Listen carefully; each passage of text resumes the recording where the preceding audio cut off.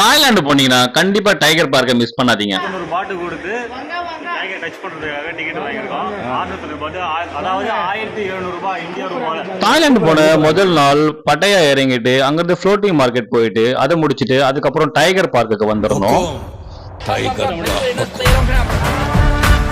அந்த புளியை தொடும்போது இடுப்புக்கு கீழே மட்டும்தான் தொடணும் அப்படின்னு சொல்லி முதல்ல எனக்கு சொல்லிட்டாங்க. எனக்கு என்னன்னா தொடலாமா வேணாமான்றதுதான் என்னோட doubt. Not only dog, all animals liking me. அப்புறம் இன்னொரு விஷயம் ஆண்டி, போன வாரம் தாய்லாந்துல பட்டைய போயிருந்தேன். அப்ப திடீர்னு வழிய மறைச்சு ஒரு புலி வந்து நின்னுச்சு. புலியா? அது என்ன பார்க்க, நான் அரை பார்க்க, அது என்ன பார்க்க, இப்படியே மாறி மாறி மாறி மாறி பாத்துக்கிட்டே இருந்தோம். என்ன நினைச்சிட்டு தெரியல, டக்குன்னு ஜம்ப் பண்ணி வந்து என் மடியில படுத்துருச்சு. அப்புறம் கண்ணுல கொஞ்சம் பயம் தெரிஞ்சிருச்சு. அப்புறம் என்ன, எனக்கு சாப்பிட வச்சிருந்த புளியோர எடுத்து அந்த புலிக்கு 4 வாய் ஊட்டி விட்டேன். புலிக்கு புளியோதரையா? உண்மையா சொல்லலாம், இந்த எக்ஸ்பீரியன்ஸ் ரொம்ப சூப்பரா தான் இருந்துச்சு. ஏன்டனா இந்த மாதிரி விஷயம்லாம் வந்து நம்ம ஊர்ல கிடைக்கிறது ரொம்ப கஷ்டம். நம்ம வண்டலூர் போயிருக்கும் போது ரொம்ப தொலைவா இருந்தா புலியை பார்க்க முடியும். அந்த கூண்டுக்குள்ள அடைச்சு வச்சிருப்பாங்க. அது அப்படி இல்லைன்னா கொஞ்சம் லாங்கா பார்ப்போம். இது எப்படின்னா ரொம்ப க்ளோஸா பாக்குறதுனால ஒரு பக்கம் பயமா இருந்தா கூட இந்த வாய்ப்பு கிடைக்காம போயிடுமோ அப்படின்னு சொல்லிதான் நான் போனேன். கண்டிப்பா பார்த்தே ஆகணும்னு சொல்லிட்டு முடிவு பண்ணிருந்தேன். 1700 rupees ஆச்சு இந்தியா ரேட்ல.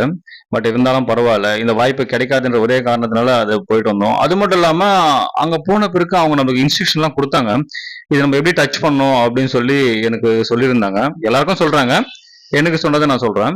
அதை வந்து ரொம்ப ஸ்மூத்தா தொடக்கூடாது, அந்த கூச்சம் வரா மாதிரி தொடக்கூடாது, கொஞ்சம் ஹார்ஷா நல்லா அழுத்தி தொடணும் அப்படின்னு சொல்லிலாம் சொல்லியிருந்தாங்க. ஒரு பக்கம் நான் என்ன பண்ணியிருந்தேன்னா, போகும்போது அதுக்கு முன்னாடி வந்து அந்த பட்டையால வந்து ஃப்ளோட்டிங் மார்க்கெட்ல முதல கறி ட்ரை பண்ணியிருந்தேன். சும்மா கொஞ்சமா சாப்பிட்டுட்டு போயிருந்தேன். ஒரு பக்கம் சின்ன பயம், அடடா முதல கறி வேற சாப்பிட்டு இருக்கேன், அந்த ஸ்மெல் எதனா இதுக்கு தெரிஞ்சிருமா அப்படின்னு சொல்லிட்டு ஒரு சின்ன எண்ணம் இருந்துச்சு. இருந்தாலும் போயிட்டு நல்லா கையெல்லாம் வாஷ் பண்ணிட்டு சுத்தமா தான் போயிருந்தேன். ஒரு சின்ன டவுட் இருந்துச்சு, இருந்தாலும் ஒன்றும் பரவாயில்ல பார்த்துக்கலாம் அப்படின்னு சொல்லிட்டு. ஏன்னா அங்கே ட்ரைனர்ஸ் இருக்காங்க, அவங்க கமெண்ட் பண்ண அது நம்மளுக்கு பக்காவா நடந்துக்குது. அது ஒரு முறை லைட்டா திரும்பி பார்த்துச்சு. திரும்பி பார்க்கும்போது தான் எனக்கு சின்ன பயம் வந்துச்சு. நான் பாத்தீங்கன்னா தள்ளி தான் உட்காந்துருப்பேன். எதனா நடந்தா எழுந்து ஓடுறதுக்கு ரெடியா தான் உட்காந்துருந்தேன். பட் எங்க ஓடினா நம்ம சுத்தி சுத்தி அங்கேதான் இருப்போம் வச்சுக்கோங்க. அதுகிட்ட நம்ம ஒன்றும் பண்ண முடியாது. அது ஒரு பெரிய புல்லட் மாதிரி இருக்கு. புல்லட்டை படுக்க வச்சா எப்படி இருக்குமோ அந்த மாதிரிதான் இருந்துச்சு. அதுக்கப்புறம் பாத்தீங்கன்னா மீடியம் புலி இந்த மாதிரி எல்லாமே இருக்கு. சின்ன குழந்தை புலி இருக்கு. அந்த குட்டி புலி வந்து நிறைய பசங்க வந்து அதுக்கு ஃபீட் பண்றாங்க. அதுக்கு ஒரு பால் புடி கொடுத்துட்றாங்க. அந்த பால் புடி கொடுத்தோம்னா அதுக்கு ஃபீட் பண்றாங்க. இது இப்போ நீங்க பாத்துக்கிட்டு இருந்த இந்த மீடியம் புலி, இந்த மீடியம் புலி கூட விளையாடலாம், எல்லாமே பண்ணலாம். அது ஒரு சின்ன அசைவு காட்டுச்சு, பயந்து போய் கீழே விழுந்தாங்க நிறைய பேர். இதை பாருங்க, இது வந்து குட்டி புலி.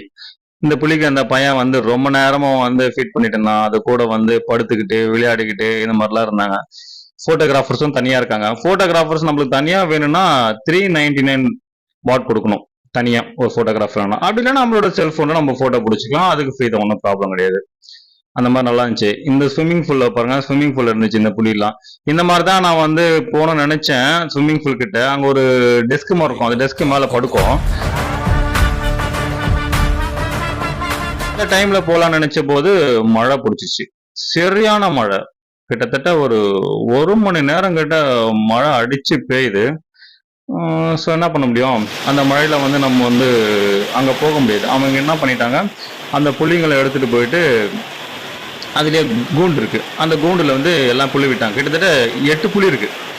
அந்த பிக் சைஸ் புலி வந்து கிட்டத்தட்ட 8 இருக்கு. அந்த 1 hour ஆகிறதுனால நிறைய பேர் என்ன பண்ணாங்க, கூட்டிட்டு போயிட்டு உள்ளே போயிட்டு நீங்க போட்டோ பிடிக்கலாம், வீடியோ எடுக்கலாம் அப்படின்னு சொல்லியிருந்தாங்க. பேங்காக்ல நாங்கள் வந்தோம். பேங்காக்ல மழை பெய்யுது. புலி கூட ஃபோட்டோ எடுக்கணும்னு சொல்லிட்டு 1 மணி நேரமாக நின்று வரேன். ஆனால் மழையாகவே அடிச்சு தாக்குது மழை. என்ன பண்ணுறதுனே தெரியல. நாங்கள் வந்து நேரம் ஒரே மழையாக பெய்யுது, அதுவும் அடைமழையாக பெய்யுது. டிக்கெட் வேறு வாங்கிட்டு வேஸ்ட் பண்ணிடுறோம். என்ன பண்ணுறதுனே தெரியல. இங்க பாருங்க, நிறைய பேர் வந்து இந்த உள்ளே போயிட்டு போட்டோ எல்லாம் பிடிச்சாங்க. நீங்க பாத்துட்டு இருக்கீங்க பாருங்க, நிறைய பேர் உள்ள போனாங்க. இது என்னடா இது, உள்ள கூட்டு போயிட்டாங்களே. அந்த கூண்டுக்குள்ள போய் எடுத்தோம்னா பார்க்க அவ்வளவோ நல்லாவும் இருக்காது. சரி, கூண்டுக்குள்ள எடுக்கிறது எனக்கு அந்த விருப்பமே கிடையாது. அதனால நான் என்ன பண்ணேன், சரி பரவாயில்ல, மழை எப்போது நிக்குதோ நிக்கட்டும், ஏன்னா மழை நின்னா தான் வெளியே போக போறோம். அதனால வந்து மழை நிக்கிற வரலாம் வெயிட் பண்ணலாம் அப்படின்னு சொல்லிட்டு வெயிட் பண்ணா. கிட்டத்தட்ட 1 மணி நேரம் ஆச்சு. 1 மணி நேரம் கழிச்சு மழை நின்னதுக்கு அப்புறம் தான் போயிட்டு நான் அந்த வீடியோவே ஷூட் பண்ணேன். எனக்கு அந்த மழை நின்ன பிறகு எனக்கு வந்து அது வந்து வெட்ட வெளியில இருக்கும்போது போட்டோ பிடிச்சாதான் அதை தொட்டாதான் ரொம்ப நல்லா இருக்கும்னு சொல்லிட்டு ஆசைப்பட்டேன். அதே மாதிரி நடந்துச்சு. ஆனா 1 hour வெயிட் பண்ணேன்.